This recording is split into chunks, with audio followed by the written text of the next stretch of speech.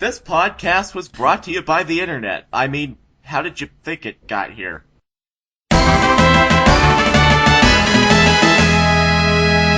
Hello and welcome to Monkey Broadcast, a monthly review and discussion show with me, the Jonin Monkey. And me, Sven the Crusader. And we are bravely podcasting despite the fact the elements seem to be conspiring against us. Yeah, all I can say is, well, for one, curse the Rocky Mountains in January, or whenever this is uploaded. And for two, thank God I upgraded internet connections. Yeah, we're recording this just before January passes into February, and, well, I'm being buffeted by the wind and Sven is slowly freezing to death. The usual, in other words. Yeah, but we cannot let that stop us, especially since we're planning to review one of the biggest film releases of last year.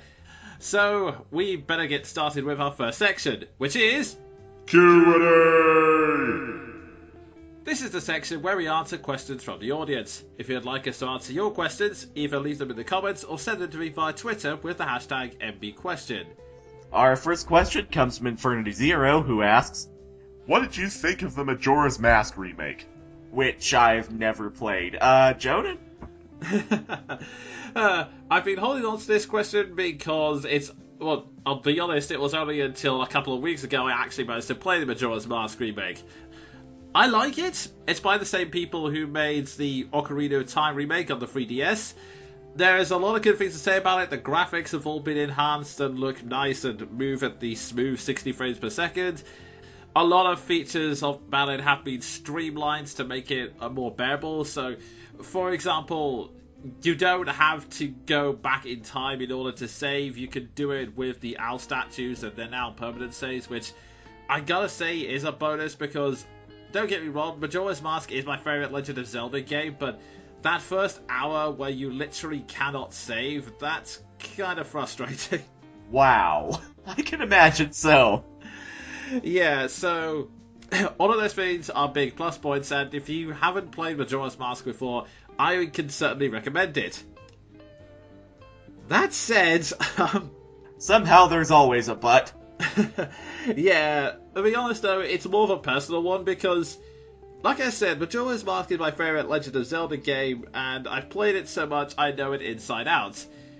So basically, when the remake adds very little content aside from streamlining it, I know all of the beats off by heart, and because of that, I've also become ridiculously nitpicky. Like, I'll be watching the cutscenes, and instead of getting involved, I will be focusing on the small elements, like, that animation seems a bit too generic. That's a bit too bright. It was much darker in the original, I felt. It doesn't quite work, so it's basically one of those things where you know the original so well, you're nitpicking over the smallest details, so it's really hard to get into the game with that mindset, and I fully admit this is my own personal problem and doesn't have any kind of reflection on the game itself, but yeah, I would definitely recommend it to anyone who hasn't played Majora's Mask, but I just can't get myself to play it on my own. Yeah, that's fair enough. Still, though, I have needed for a long time to play Majora's Mask, so maybe that's an opening. Yeah, it's probably the better one, to be honest, because, like I said, it streamlined a lot of the stuff that made Majora's Mask ridiculously hard. Like, you have better control over the time system. It gives you more hints about where to go rather than just leaving you out in the cold. So, yeah, if you haven't played Majora's Mask before, the 3DS one's probably the better one to pick up. That's good to know, because right now the last thing that I would want to have done to me is to be left out in the cold. Indeed. And we now have another question from Infernity Zero.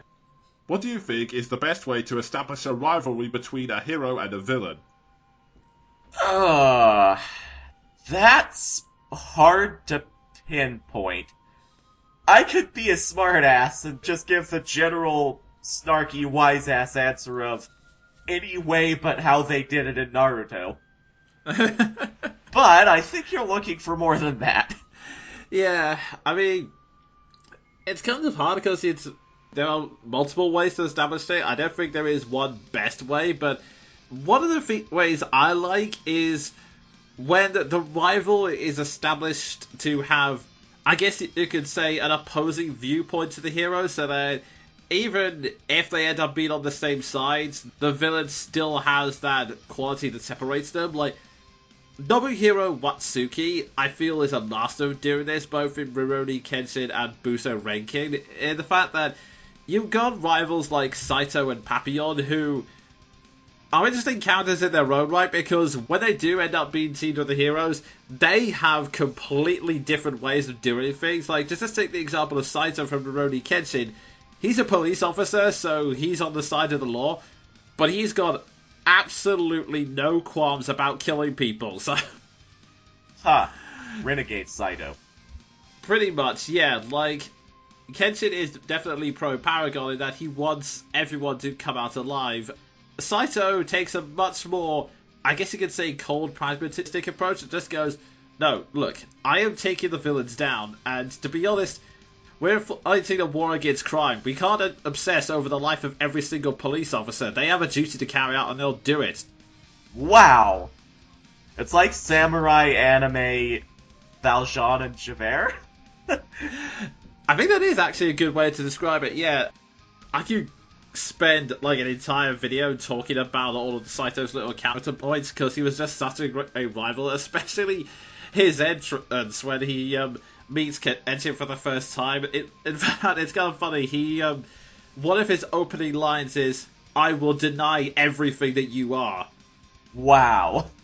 I guess the other way now that I think about it would also be having like one major introduction that shakes up the status quo, because Saito's arrival in Rurouni Kenshin is the start where the series turns, and one of the best ways he does this is that he organizes an assassin to go after Kenshin, and Kenshin has the traditional samurai battle in the middle of the woods, and he comes back home to find Saito sitting with all of the rest of the supporting cast who have been waiting for his return, and he gets kind of angry, going, "What are you doing here?" And Saito then points out that, "Dear God, you disappoint me. Not only did you get injured fighting this basic assassin I hired to test you, but you claim you'll do anything you can to protect your friends, but I've been sitting with them for about half an hour. If I wanted to, I could have killed them all and you wouldn't have been able to do a goddamn thing." Wow, that's effective. Yeah, so I guess in my view, that would be the two best ways to start a rivalry, which would be score one major victory over the hero that shakes things up, and have that philosophy that separates them right from the get-go. Yeah, I can see that. In the meantime, I just shy away from the traditional Naruto-style rivalries altogether, and I tend more toward rivalries that start out completely outclassed, or start out completely biased in the favor of one party, and I'm not sure that qualifies in the context of your question, but basically just think Shepard and Saren. Okay, yeah, I see where you're going with that. Yeah, basically, if a writer's gonna go for a rivalry, go big. That's my advice. That definitely makes a lot of sense. I mean, I hate to bring up your guilty pleasures, though, but I think Ichigo or Byakuya is probably a good example of that. Actually, that's a good point, and oh god, as much as it pains me to admit it, Ichigo and Ulquiorra too. Basically, what I'm getting at is, make the rival a huge antagonistic force to be overcome. More or less. Yeah, that was actually pretty effective with Ulquiorra. It's just the way they resolved it, that was a complete load of BS. Like everything else about that f***ing arc. Moving quickly on! Yes, it's probably best we did that. Okay, our next question comes from Roy Havenstone, and he asks, If you had an X-Men power, what would it be? That's a good question. Yeah, I'm going to presume it's powers that the X-Men already have, because if you kind of just leave it open, technically X-Men can have any superpower you can think of, which the only thing I would like is the ability to slow down time so I can get more done. But that, my friend, is a brilliant choice. The anti-procrastination power. Although, Sod's Law, if I did get a power in the X-Men universe, it would probably be something completely useless, like the ability to attract milk. They call me Moo Man. Oh dear, so, yeah, I think for the purposes of simplicity, let's stick to powers the X-Men already have. Well, I'm gonna be honest, you can't go wrong with Wolverine. That is true. The complete healing factor would actually be really useful in a lot of situations. That being said, immortality might suck. That is also true. I'll take that chance. Healing factor is definitely a good one. The other one I can think of is shapeshifting, just because A, it might be fun to experience what it's like being, let's say, a dog or a cat, and B, if you're having to make a one-man review show, having the ability to morph into a different actor might actually help. And C, and this is my own personal touch on your answer to this question, you might just be able to shape-shift away from your problems. That is true. I'm going to become a cat now and shape-shift away from my schoolwork. Oh. But yeah, moving on. Our next question from Roy is as follows. Is buying 3 versions of Fire Emblem Fates too much for Nintendo to ask of its fans? Ooh. Short answer, yes. Long answer, it's complicated. Yeah, I mean, I do sort of agree that asking you to buy 3 versions of the same game is a bit silly. I would counter, though, that from what I can tell, it seems to be 3 completely different games. It's not like in Pokemon Diamond and Pearl or any other Pokemon game. Not sure why I picked those 2 specifically. Where you're just basically getting the same game but with some Pokemon swapped out. Yeah, that's why it's complicated, because on the one hand, would it have seriously killed you to just combine all 3 games onto one cartridge? But on the other, it is quite Pokemon levels. I will say that. Yeah, that is true. I mean, I think it also does kind of kill the narrative equation of the choice of which kingdom will you choose? Well, you've already bought the game in advance, so your decision has been made pretty damn early. So... It's true. Basically, yeah, I think it's a little bit much. I really hope that... I know they're going to do it with the downloads, but I hope they do it with the physical copies as well, because I love Fire Emblem, and having to fork over at least 90 quid in order to experience all 3 versions is starting to take the piss a little bit. Yeah, just a little, just a wee bit. Still, though, it's Fire Emblem, so we're probably gonna buy all 3 of them. Yes, we are. Anyway, from that question about controversy, we move on to a question from Tomb Junkie. Here we go. Who asks us the deep question of, would a pogo stick be the perfect complement to a Dragoon's jump-based fighting style? You know, Tomb Junkie? That is so insane, it almost makes sense. Yeah, I mean, a pogo stick, I was about to say would look out of place in Final Fantasy, but then again, considering we've also had J-pop in Final Fantasy, that's not... As someone who has just recently played Final Fantasy XIV, not so much! Yeah, so... But, I'm going to say this, I'm gonna put this down as my definitive answer. Yes, but install rocket boosters first. My answer's really complicated just because... Oh, God. Okay. I have a tendency to overthink these kind of questions. It is, what role is the pogo stick having? If it's used in the traditional way, then I guess it would provide a little extra feat to the pogo jump. If it's being used in place of a spear...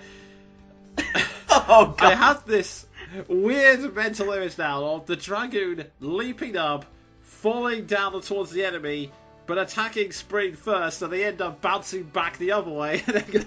Team Rocket's blasting off again! And all I can think of is, well, to paraphrase Yokosuka, what on earth is that? Oh god, my face! And meanwhile, I'm fostering the incredible mental image of Freya and her incredible rocket-boosted pogo stick. What on earth have you done to us, Toon Junkie? I have no answer to that, so let's move on to the final question for the month. Our next question from Toon Junkie. Dare I go on? Do any of you know how to fly a plane? I only ask because my pilot seems to have mysteriously turned into a duck. Okay, unfortunately I don't know how to fly a plane. I can drive a car, that's about it. Yeah, I hope it's a big duck. Because then you can hop on the duck and call that your ride. But other than that, good luck, TJ.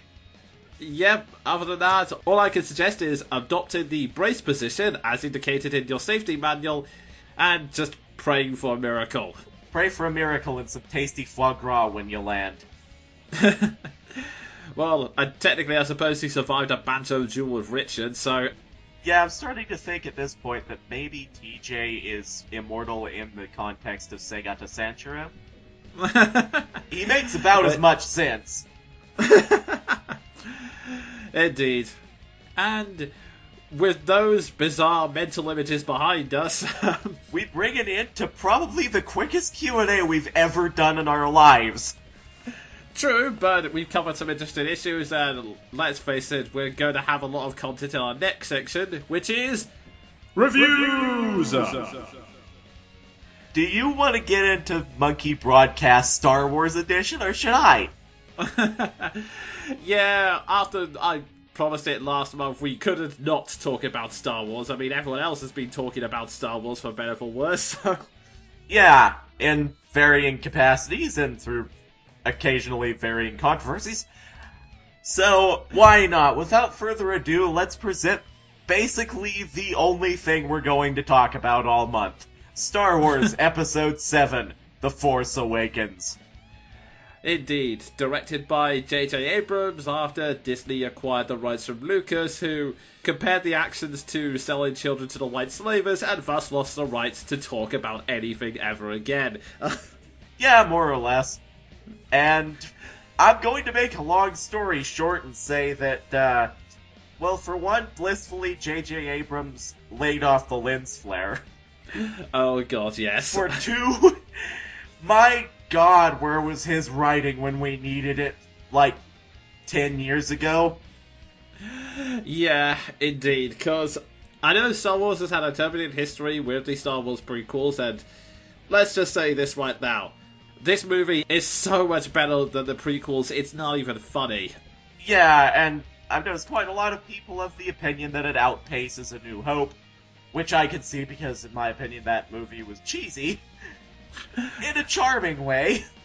Yeah, well, in fairness, that was the first movie of the series, and most people from adding Guinness to the production department were expecting it to flop. Yeah. Looking back on A New Hope, you can just tell the amount of I don't give a shit going on in that cast. Indeed, but that's moving on, definitely not the case here. Yeah, moving on, we're talking about The Force Awakens, which, oh, you can tell the effort put into this one. Indeed. Getting into the basic premise of it all, after Return of the Jedi, there was a brief period of peace, but then a splinter group known as the First Order came out of what was left of the Empire and has now been causing havoc. And Princess Leia, kind of infuriated that the Republic's not paying attention to this very obvious threat, heads a separate group called the Resistance. I'm not entirely sure why, because they're not under any kind of oppressive rules, so they're not really resisting anything, but that's a minor nitpick I'm willing to live with. Yeah, thank you for bringing that up, because I probably would have forgotten it, even though it's a worthwhile point to bring up. Yeah. And in the meantime, Luke Skywalker tried to raise Jedis, but they all ended up being slaughtered, and as such, he went into hiding. And the main plot basically revolves around the First Order trying to get their hands on a droid named BB-8 that has a star chart to where Luke Skywalker is hiding. And the droid somehow ends up in the hands of two unique individuals. Rey, a smuggler / scrap hunter who has been living on this desert planet as a slave for several years now, and Finn, a stormtrooper who has suddenly broken through his brainwashing, realised he's doing horrible things, and is just trying to get away.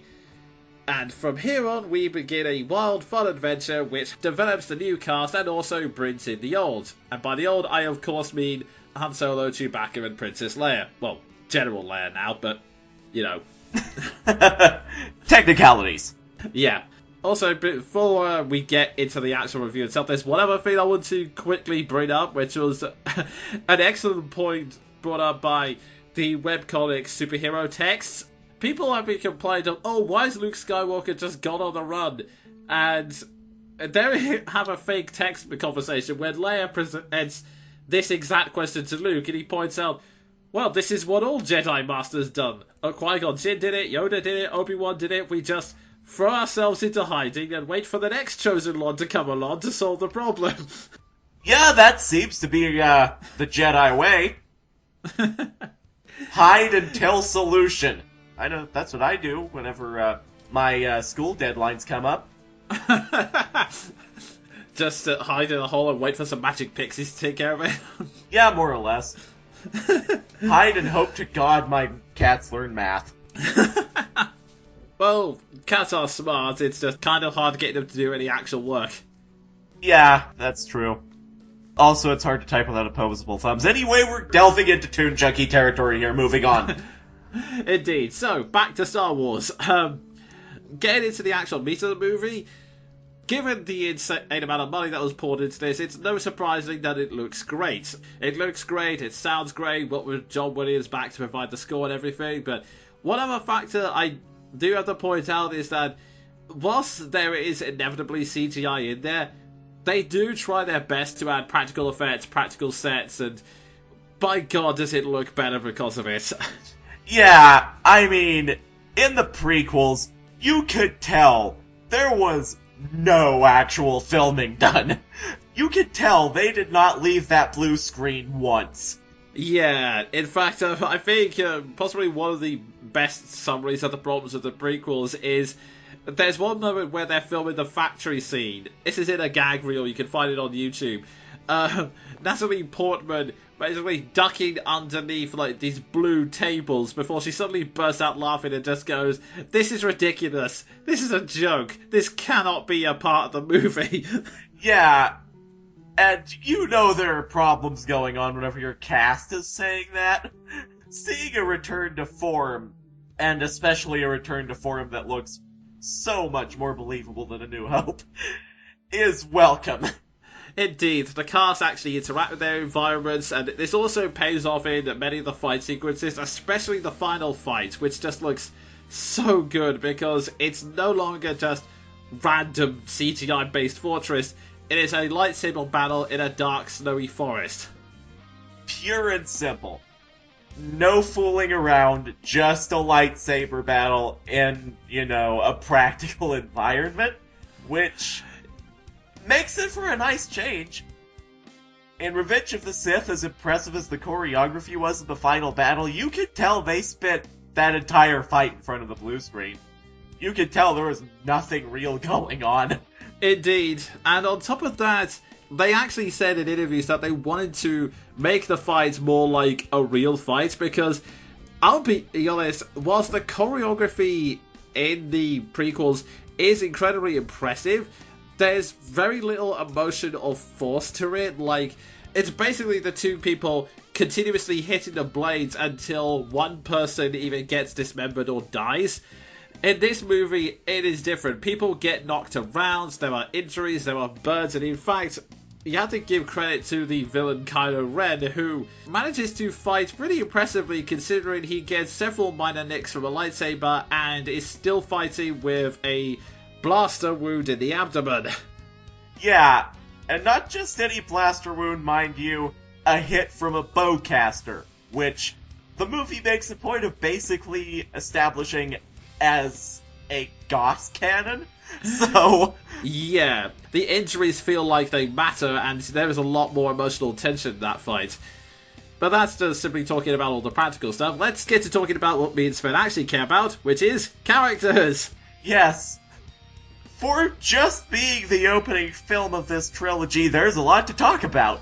Indeed. The two main stars introduced, like I said, are Finn and Rey, both of whom are performed by relatively unknown actors, which is actually a crying shame because they're both ridiculously good, I'm not gonna lie. Yeah, and as turbulent as my history is with this show, I'm going to say this. I am not at all surprised that the casting for this movie turned out to be perfect, considering the casting director was Nina Gold, best known for casting Season 1 of Game of Thrones. That actually makes a lot of sense, because, yeah, while we do have issues about that show, the cast is not one of them. Yeah, and that talent is on display here because the casting for the main characters in The Force Awakens, it's pretty well on par with casting of Tyrion in Game of Thrones. It's just that good. The acting is really good, and the chemistry they have is just absolutely phenomenal, and it really helps bring out the writing where, like, Rey, like I said, she's the smuggler, so she's the one who's had kind of tough life and is a bit more experienced, but still loves the idea of space travel, the Jedi, and all of these great legends she's heard about the galaxy. And then you have Finn, who is a stormtrooper, but because of the brainwashing, he doesn't know much about the world, so he's kind of like a little kid in a way. Yeah, and I have to say, going back to casting again, John Boyega pulls off Finn's constant sense of what the hell is happening to me perfectly. Indeed, yeah. Especially since a lot of jokes have to be told through the performance. Like, there's an earlier point in the movie where Finn is using the gun in a TIE fighter, and they're on the Millennium Falcon, so he goes to grab one of the guns, which are exactly the same as they are in the original trilogy. So he picks up the gun, finds out that the gun moves along with the seat, and he just goes, oh. And even earlier than that, there's a point where he and Poe, the decoy protagonist for the first 15 minutes, but I won't get into that because spoilers, he and Poe are trying to escape on a stolen TIE fighter, and Poe points out to him why his droid is important, i.e. the map to Luke Skywalker, and Finn's reaction is nothing more than a momentarily delayed, oh, you have got to be kidding me. Yeah, like I said, Finn's main goal from all this is just to try and get as far away as possible, so... Yeah, so a lot of his charm as a character is his reacting to being dragged into everything. And it's actually kind of funny because it's slightly different, but yet similar to Rey's element as well, because Rey also has the excitement and wonder when it comes to space travel and all these legends, but she keeps running away from it and finding ways to tie herself back. Like, she keeps convincing herself, oh, if I sit out on this desert planet and wait a while, my parents will come back, even though she kind of knows deep down that it's not going to be the case at all. Yeah, there actually are parallels going on between the two main characters despite outward appearances and how we've summarized them. So, good story direction on that part. Indeed. And it's also nice to eventually see them interacting with Han Solo, who is, of the returning cast, he's the one that's on screen most of the time, and it's kind of interesting how they used it, because Han is a much more different character. Because the actors have aged, they just decided, you know what, let's just roll with it, and the characters themselves have all aged, so you've got Han Solo, who, he still has the snark to him, but it's a lot more wearier, I guess is the best way to put it. Yeah, it's not so much the snark of someone laughing in the face of the galaxy as it is the snark of someone who is done with the galaxy. Basically, yeah, that's the best way of putting it, and he does get a lot of good lines. Actually, something I should point out, there is a lot of humor throughout this movie that lightens it up, but it's not like the Avengers. The humor definitely comes more from the characters themselves rather than the characters being there to provide quips every once in a while. Yeah, and among the main characters, the main sources of this are, of course, Han, and I would also argue Finn, just for his hilarious reactions to things. But, for the most part, this movie is just Harrison Ford let loose, in terms of snark. Indeed, yes. Harrison Ford gone wild. Oh god, that's an image. Anyway... I'm going to try very hard not to think of that. Yeah. Basically, there's a lot of great character work with the heroes, but I should mention as well, that extends into the villains as well, and it's now we get to talk more in detail about Kylo Ren. And just to push it out the way, anyone who's complaining about Kylo Ren's sword has clearly never used a double-handed cross sword before. Anyway, carry on. I mean, I can kind of see the structural criticisms, because if you make one wrong move with that lightsaber, you're going to lose all your fingers. But, well, aside from that... I swore I wasn't going to get into this, but I will. People who keep bringing this up keep forgetting that A, any wrong move with a lightsaber can lose your fingers or worse, and B, literally the only criticisms I can find of it are basically, oh well, the lightsabers were based on katanas, or there are several scenes in the first movies which show that a crossguard wouldn't have helped. Basically, we have so little imagination, we can't imagine there being any other fighting styles or designs for lightsabers. Which, I'm sorry, once you get into sword fighting, you realise that is all a load of bollocks. Okay, rant over. Fair enough. I stand corrected. Sorry, that's just something that's been bothering me for a while. Anyway, moving on. Yeah, no worries. I'm going to be getting into one of those rants later on, I have a feeling. But moving on, talking about the villain. Yeah, Kylo Ren. Some people complain about him, but that's mainly because they decided to go in a much different direction. He's not Darth Vader light. In fact, if anything, the fact that he isn't as controlled and badass as Darth Vader is actually a large point of his character. Yeah, because... we're going to delve into spoilers really quickly here, but I'm going to try and divert that dive as much as possible beforehand. That is exactly what he's trying to do.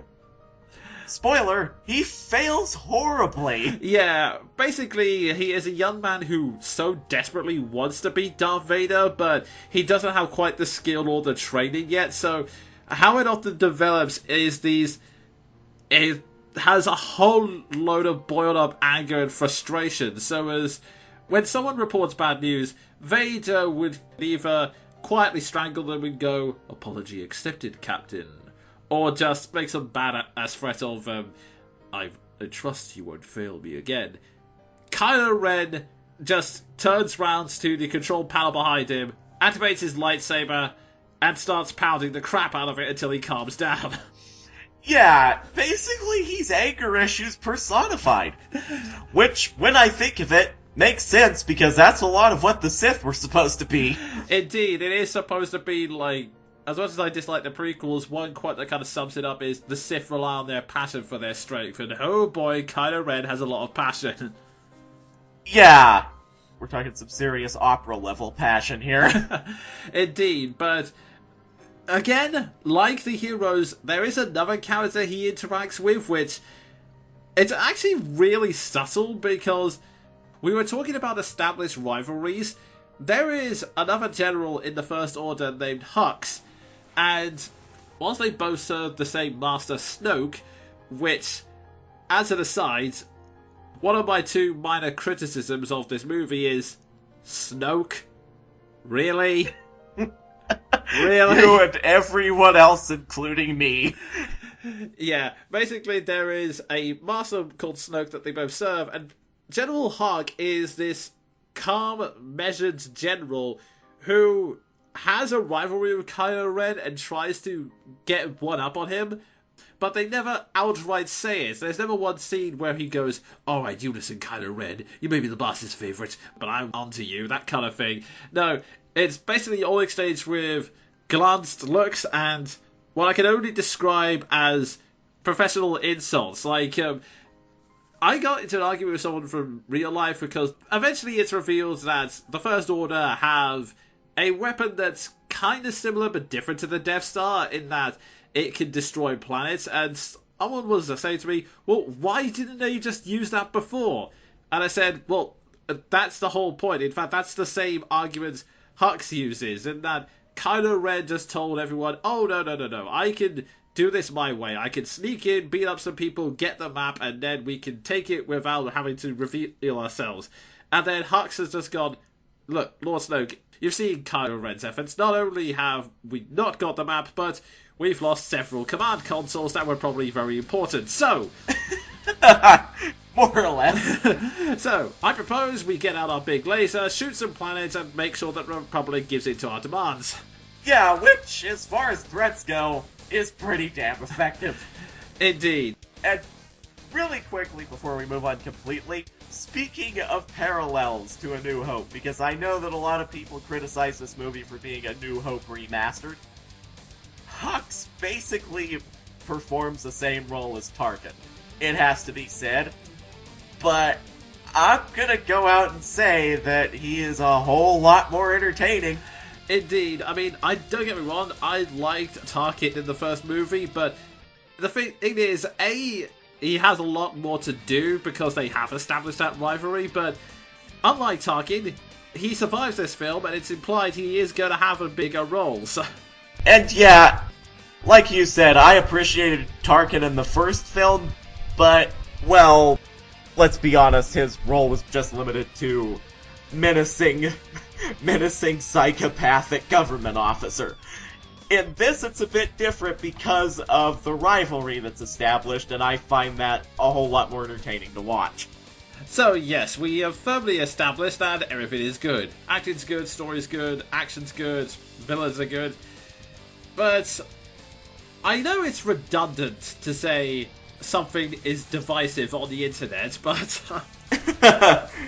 this movie is kind of divisive. Now, I will freely admit, and I don't think the film is perfect, but honestly, the criticisms I have are really minor. Like, the first one I've already mentioned, the fact that the villain is called Lord Snoke, but the second is, I actually think is forgivable in the long run, because I will admit, when I was first watching it, and they just happened to find, oh, we desperately need to get a ship, what can we do? I know, let's pick this Millennium Falcon that's just sitting there in our backyard.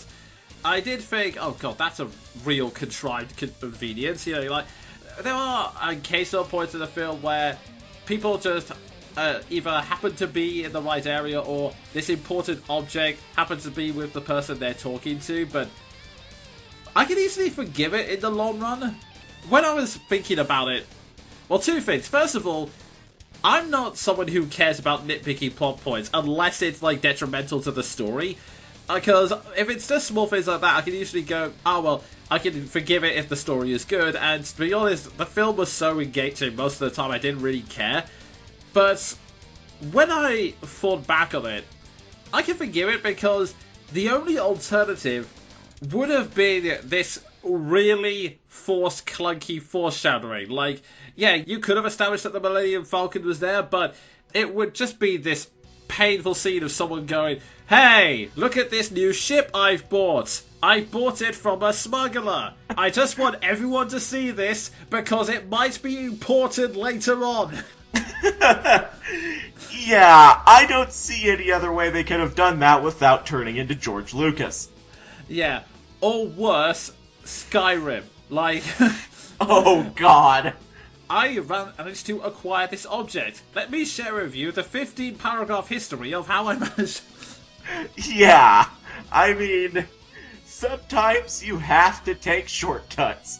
Long story short, I did think it was a little contrived, but I was able to forgive it in the long run because It allowed the story to keep moving, and like I said, it was engaging from start to finish. There was never a moment when I was bored. Like, even though it's about 2 hours, 14 minutes, there was never a moment when I was thinking, oh god, this is dragging on a bit. That is impressive, considering that is something I have felt in almost every single action movie since, oh god, I can't remember how long it's been. Yeah. And I understand that. It's also especially impressive considering this movie is nearly 2.5 hours long. Yeah, exactly. But, yeah, there are others who don't share our opinion, and ignoring the criticisms that are basically just people nitpicking, not such as, why is this here, how did this happen, which is either something that they're blowing out of proportion, or something that's explained in the movie, but they couldn't be bothered to pay attention to it. Yeah, basically people who want to complain because it's not the original trilogy. Basically, there are two main criticisms I felt it's probably good to deal with. The first is the accusation that, as Sven alluded to, that it's basically a remake of A New Hope. And this has also led people to make the argument of, say what you will about the prequels, but at least they tried new things. Okay, first, you cannot compare one film to an entire trilogy. We've barely got off the ground with this. And second, no, they didn't. If you were to compare the start of both trilogies, Phantom Menace, New Hope, and The Force Awakens, they all share the same freaking points. In fact, Phantom Menace does it even worse because it bends over backwards to try and do this. Like, oh, we have a droid control tower which is hovering above like a Death Star. The only thing we can do is sending the fighters to attack its one weak point. Yeah. If you want to talk about recycling. Pretty much. And this isn't me just being conjecture. George Lucas actually did that on purpose because, and I quote, it's like poetry, it rhymes. Oh my god, you had to bring that quote up. Oh my god, the perfect encapsulation of everything wrong with George Lucas? With George Lucas's writing style. Oh god, the only thing I can think of now is George Lucas and George R.R. Martin merge into one being. Oh my god. That would be apocalyptically bad. Oh god, but yeah, back to the serious criticism. I suppose I can see where some people are coming from when they were saying that they need something original, but you know what? We've got 2 more films to do that. If Star Wars Episode 8 turns out to be a remake of The Empire Strikes Back, then yeah, we can probably start talking about that. But I think as it stands now, it's okay to have this as a new beginning, I suppose is the best way to put it. Yeah. Funny you should use that terminology considering, you know, A New Hope, a new beginning. Yeah, I know, but so I know that pun was not deliberate. Yeah, but I think in this case, it's a good starting point to kind of just re-establish for the new audience, because don't forget those exist now, the basics of what Star Wars is about, and also I think it does enough because it does introduce new elements that keeps it fresh. Like, we have Finn, the stormtrooper who's broken free of his programming. You have Kylo Ren, the villain who does not start out perfect. In fact, he is going through his own journey just towards the dark side. You got new races introduced, and to go back to these martial arts again, you introduce new aspects like the fact that the stormtroopers now have melee weapons that can stand up to lightsabers, which, oh my god, you will not believe how happy that made me feel. The traitor stormtrooper, aka the new Boba Fett. Oh yes, too bad he was shot in the back. But anyway, actually, on the side note, I think the new Boba Fett might be Vaz, unless she actually does something in the next movie, but That's true. We'll get into that, actually. Because that's one of my nitpicks. Actually, we might as well do that now, because I think I've pretty much addressed the first argument, and the second one's gonna take a while, so before we continue to that, what are your nitpicks exactly, Sven? Well, my nitpicks are basically the same as yours. I'd also throw in what you alluded to earlier, what the hell are they resisting? They're kind of the majority. And I would also say one of my nitpicks is usage of character. I mean, main cast, obviously, I have no complaints about, but going back to the villains, Kylo Ren and Hux were not marketed as the only villains in this movie. Theoretically, there was supposed to be a third main antagonist in the form of Captain Phasma, you know, the badass lady stormtrooper with the chrome armor and black cape. However, she's pretty much dealt with as an afterthought. Yeah, I'm gonna be honest, I didn't pay attention to the marketing, so when I actually heard later that people were saying, oh, she's meant to be part of a three-way triangle, I thought, what, really? She only appeared in, like, a couple of scenes. Yeah, in fact, they were deliberately trying to invoke Boba Fett, and they ended up doing it in more ways than one. Yeah. Which is a shame, considering that she's played by Gwendolyn Brian of Tarth Christie. Yeah, so I kind of agree with you, that does feel like a waste. I mean, I've heard that apparently there was about 40 minutes cut for the movie, so maybe she played more of a role in that, I don't know, but yeah, I really do hope they do something more of her in episode 8, just because, well, yeah, like you said, she just kind of appears, looks cool, and then does nothing else for the rest of the movie. Kind of like some of the characters I used to create whenever I was a younger writer. Me too. But yeah, they've alluded that they're going to do more with her character in episode 8, and I hope to God they do, because that's just bad marketing otherwise. Yeah. And now we come to the big criticism everyone throws, and you know how prevalent it's got, because here's the thing. Roy Havenstone did actually send me a question for the Q&A, which I decided to reserve for this. Is Rey a Mary Sue? You want to go first, Jonin, because I have thoughts about this. Okay. For those of you who don't know the term, Mary Sue was first used to describe a character in fan fiction. Remember that part because it's important. The idea is that the Mary Sue is an idealization. It came about because a lot of fan fictions were being written by young people who couldn't really separate their fantasies from the stories. So it would be the case of, we have this established universe. Let's pick Dragon Ball Z, why not? You have an established universe. And then there's a new threat on the horizon that the heroes can't defeat. But fortunately, here is my fan character. They are stronger than the main heroes, or at the very least equal with them. They have unique abilities that makes them stand out. And everyone thinks that they're so cool and amazing. And usually, at least one character fancies the pants off of them. And then they save the day. Everyone cheers about how awesome they are, and then they get married and or have sex. Pretty much. That's the definition of Mary Sue. I mean, if you want an example of this, look up the fan fiction by Immortal. Better yet, don't. Okay, yeah, for those of you who want to save your memory, basically, the character of that series, she's in the Harry Potter universe, and she goes to Hogwarts, except everyone in the Harry Potter universe absolutely freaking loves her. Like, I believe in the first chapter, Draco Malfoy tries to chat her up, and I think actually he does go on a date with her. And all the other Harry Potter cast members think she's so cool that they all start dressing up in goth gear. And I believe Harry Potter changes his name to Little Blood or something like that. I wish we were making this up. No, and what made me laugh out loud was when she is apparently such an attractive figure that Snape, of all people, freaking Snape, spies on her through the window.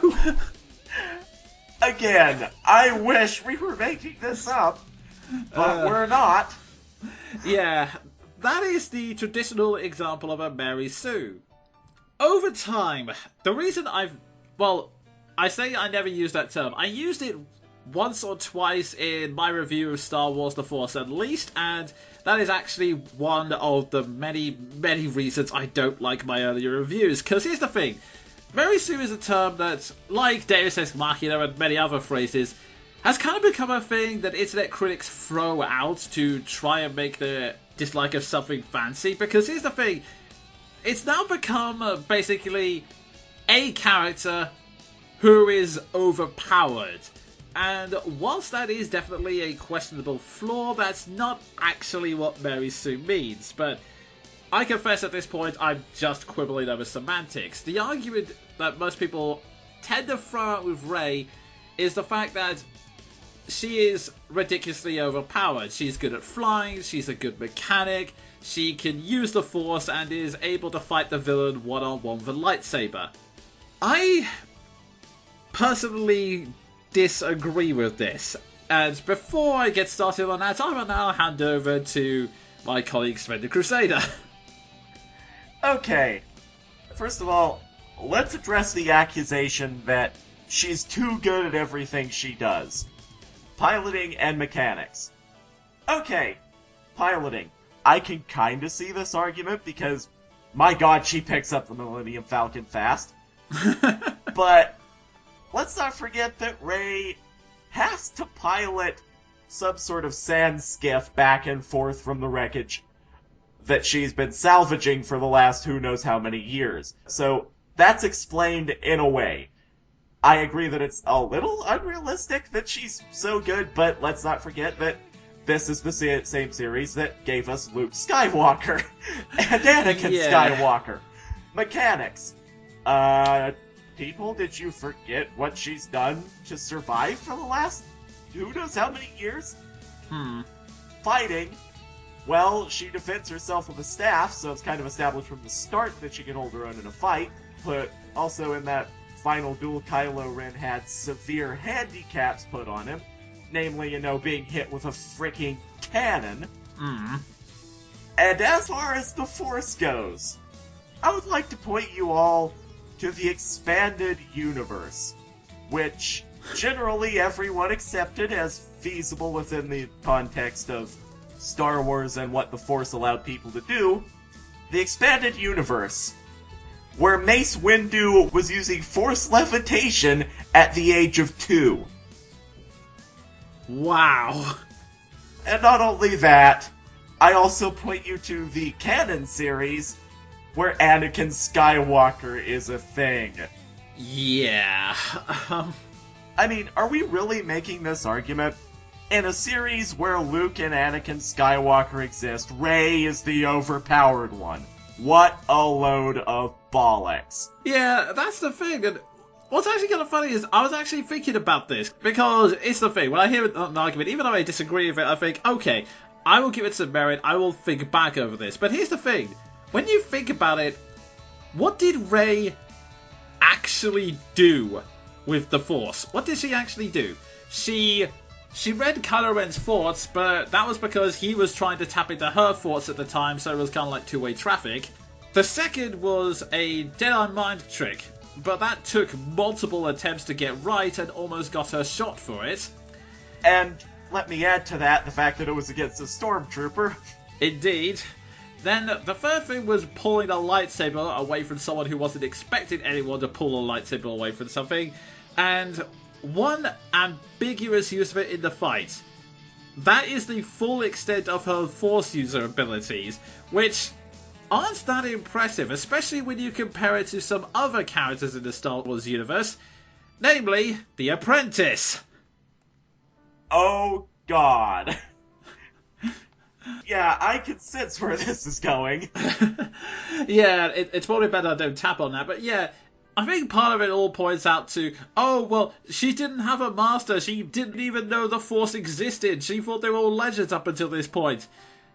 Aside from the fact that we don't actually know all of Rey's backstory yet, and it's implied that there's a little bit more to it, mainly through Force missions, the thing is, again, it would have resorted to contrived foreshadowing. Like, yeah, it might seem a little bit convenient now, but how awful would it have been if Rey went, oh, I've heard so much about the Jedi. I've read in books they were able to perform mind control and take things from other people. Are those fantastical feats true? Because it would be really awesome to take notes for later if they were.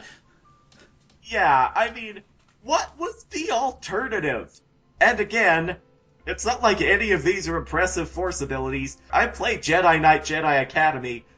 Everything Rey does is basic level Basically, yeah. And on top of that, we keep coming back to other examples in the Star Wars universe where this has happened. Like, Sven brought up the good one, the fact that Luke Skywalker has unrealistic piloting abilities because, well, let me put it this way, his only experience of piloting up until that point is driving the space equivalent of a dune buggy, and that is somehow allows him to graduate to military-esque equipment in a space dogfight with the entire universe on the line.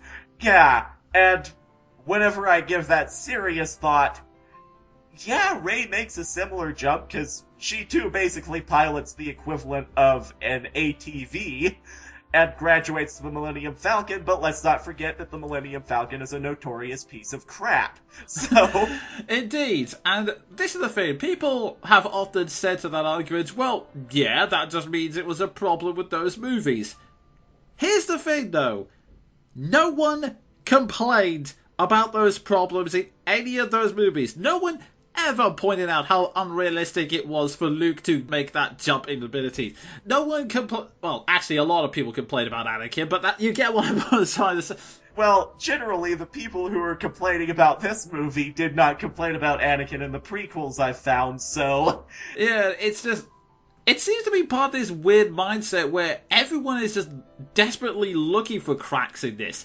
And I don't know what it is. I don't know whether it's because they were hoping for something that The Force Awakens isn't, whether it's because after what happened with the prequels, they don't want to be caught with their pants down, they want to be the person who said, oh, I knew it was terrible from the start, I didn't fall for it, you all did, because they're hoping for some kind of reversal where everyone hates it. I don't know, it's...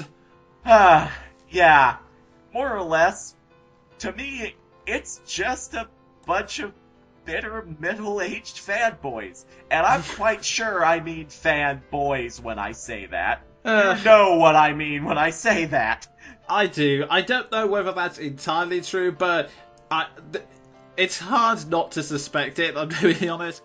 But basically the point we're trying to make is Rey does not really qualify. She's not that overpowered. Literally the only reason this argument holds any water is the fact that due to the pace of the movie, they didn't have time to give you the full backstory on where Rey learned this stuff from, and frankly, like I said, honestly, it does not come off as overpowered, because she still has a hard time. She's only able to mind control one soldier before she can get out. It's not like she is able to use the Force to force every single stormtrooper in the building against the wall with their hands up. Yeah, and you know, addressing the fight with Kylo Ren, one, do I need to mention the fact that he was hit with a cannon before this fight? Two, he's not even fully trained.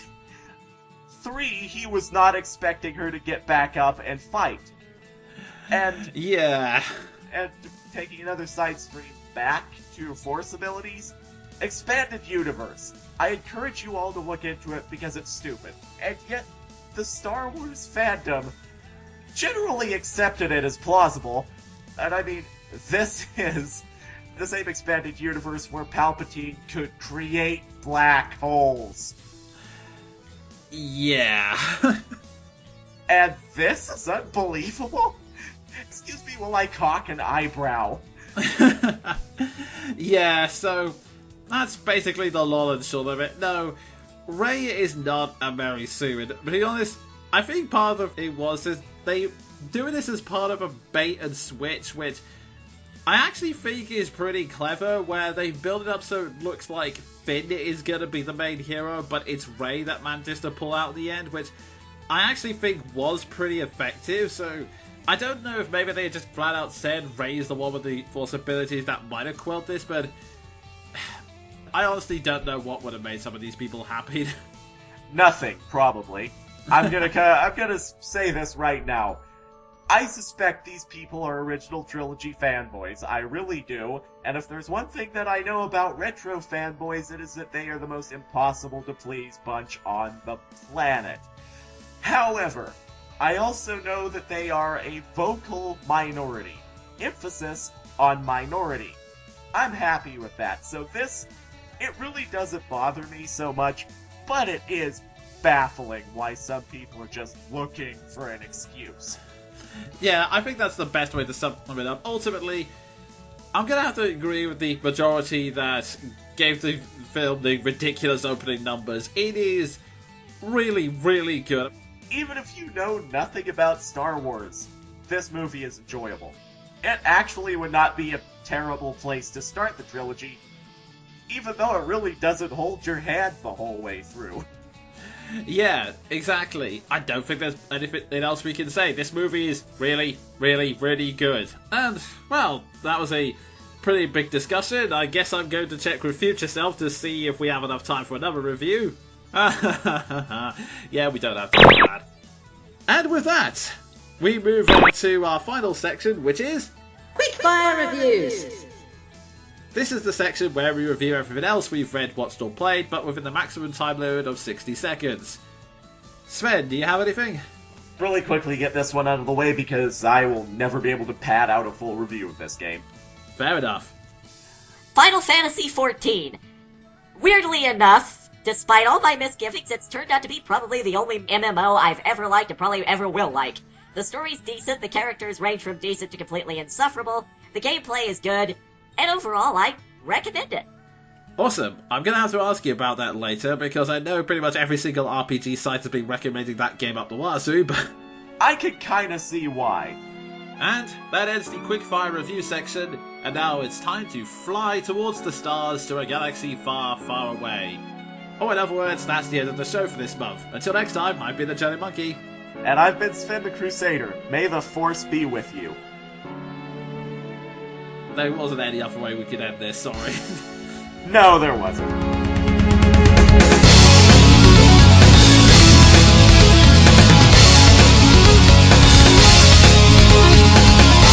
That was Monkey Broadcast, a monthly review and discussion show hosted by the Jonin Monkey and Sven the Crusader. If you feel you've been the subject of slander or that your copyright was misused, send an email to thejoninmonkey@yahoo.co.uk. For more news and media reviews, follow me on Twitter @thejoninmonkey, and go to thejoninmonkey.podbean.com for previous podcasts and MP3 downloads. All music used belongs to the original owners. Until next month, have fun, kids!